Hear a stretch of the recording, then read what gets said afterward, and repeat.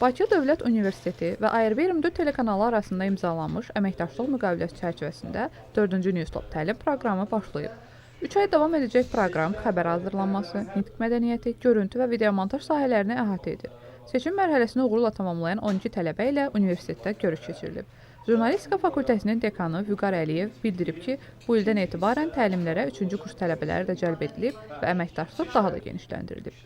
ARB24 telekanalının direktoru Radiq İsmailov proqramın 4 ildir uğurla icra olunduğunu diqqətə çatdırıb. O, bu təlimi jurnalistika sahəsində işə qəbul öhdəliyi ilə həyata keçirilən yeganə layihə olduğunu vurğulayıb. Proqramı gənclər üçün dəyərli imkan adlandıran professor Qulu Məhərrəmli iştirakçıları fəal olmağa və bu fürsətdən maksimum yararlanmağa çağırıb. Daha sonra Radiq İsmailov tələbələrə ilk təlimi təqdim edib.